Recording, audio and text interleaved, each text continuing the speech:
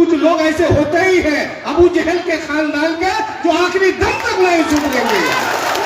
আমি চিঠি করে দিয়েছি আগামী 7 দিনের মধ্যে আপনি প্রধান পদ যদি স্বেচ্ছায় ছেড়ে দিন তাহলে দলের কর্মী হয়ে থাকতে পারবেন, আর যদি 7 দিনের মধ্যে প্রধান পদ না ছাড়েন তো আগামী দিনে দলের কর্মী হয়ে থাকতে পারবেন না।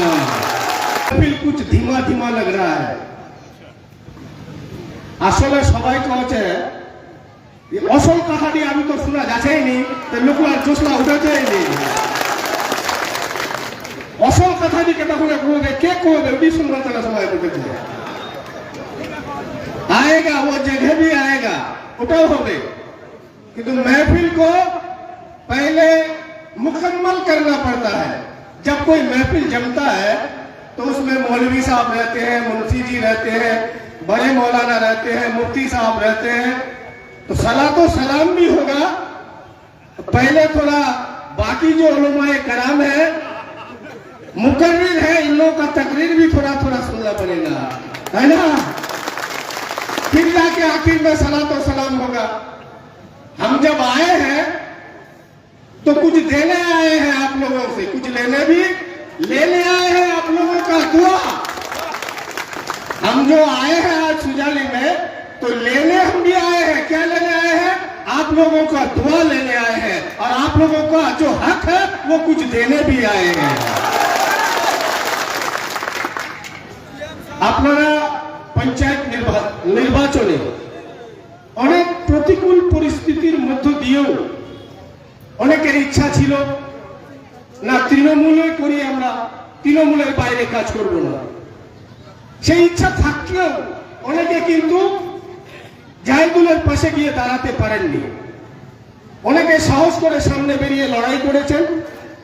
যারা সাহস করে 2023-এর পঞ্চায়েত নির্বাচনে সামনের সারিতে আমাদের সঙ্গে তৃণমূলের ঝান্ডাটা হাতে নিয়ে পায়ে পা মিলিয়ে হাতে হাত মিলিয়ে যারা ঝান্ডাটা নিয়ে তৃণমূল জিন্দাবাদ, মমতা ব্যানার্জি জিন্দাবাদ, অভিষেক ব্যানার্জি জিন্দাবাদ বলেছিলেন এবং জোড়া ফুলে ঘাসের উপর জোড়া ফুলে জাহিদুল রহমানকে 4 নম্বর জেলা পরিষদে ভোটটা দিয়ে আপনারা জিতিয়েছিলেন, আপনাদের কুর্নিশ জানাচ্ছি, স্যালুট জানাচ্ছি, নমস্কার সালাম জানাচ্ছি। আপনারা সত্যিকারের যোদ্ধা, সত্যিকারের বীর, আপনারা লড়াই করেছিলেন সেদিন। আপনাদের লড়াই সবসময় আমরা সম্মান করি, কিন্তু কখনো এটা মনে করবেন না যে নেতারা আমাদের পঞ্চায়েত নির্বাচনের পর কি ভুলে গেল নাকি। আমরা চাইছি যারা দায়িত্বে থাকে তাদের দলের যে দায়িত্বে রাজনৈতিক ভাবে যারা করে, যেরকম আমরা করি, আমি ব্লক সভাপতি বলেন বা অঞ্চল সভাপতি বলেন, মেম্বার বলেন, প্রধান বলেন বা পঞ্চায়েত সমিতির মেম্বার বলেন, আমরা জনগণের প্রতিনিধি। যারা ধর্মের প্রচার করে তারা ধর্মের প্রতিনিধি। कोई कौम का रहबर है, कोई सियासत का रहबर है। रहबर सब कोई है।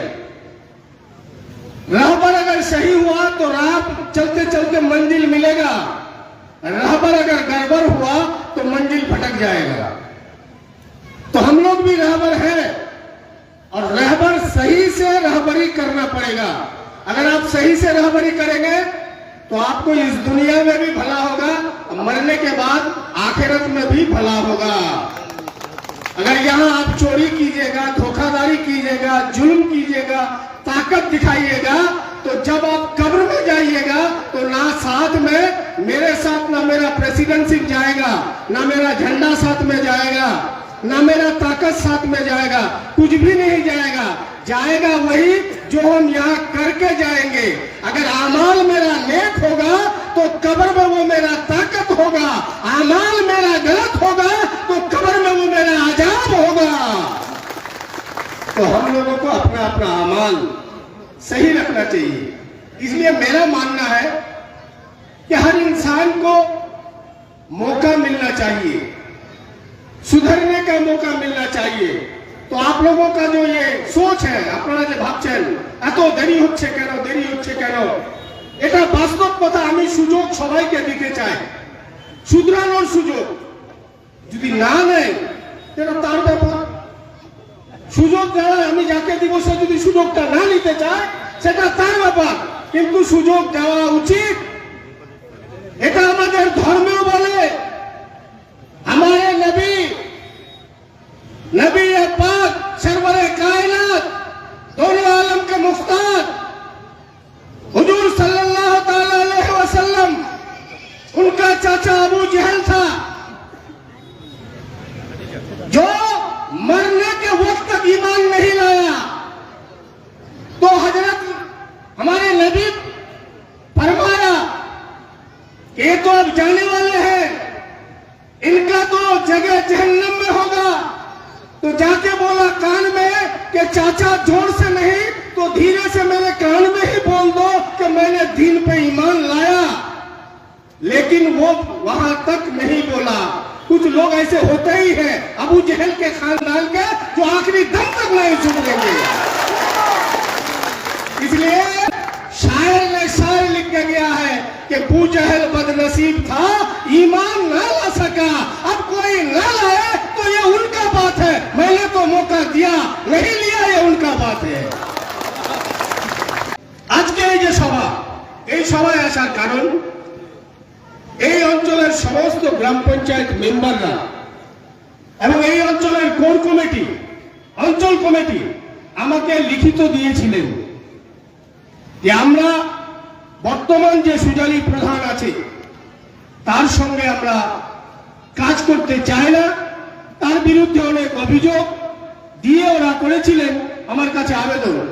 আমি সমস্ত অভিযোগ খতিয়ে দেখে প্রধানকে আমি শোকজ করেছিলাম গত 19 তারিখ। তিনি শোকজের জবাব দিয়েছেন। আমি ওনাকে বলেছিলাম এই অভিযোগ আপনার বিরুদ্ধে আছে, তাই আপনার বিরুদ্ধে দল ব্যবস্থা নেবে না কেন? আপনি জবাব দিন 7 দিনের মধ্যে।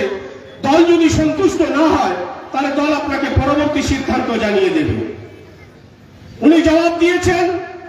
আমরা ব্লক তৃণমূলের কমিটি বসেছিলাম, সেখানে বসে সবার সঙ্গে আলোচনা করে আমাদের সিদ্ধান্ত হয়েছে যে দলের যে অঞ্চল তৃণমূল কমিটি, কোর কমিটি এবং গ্রাম পঞ্চায়েতের বাকি সদস্যরা যে দাবি করেছে, যে কথা বলেছে, সেই কথা সত্য এবং প্রধান যেটা জবাব দিয়েছে তাতে আমরা সন্তুষ্ট নই।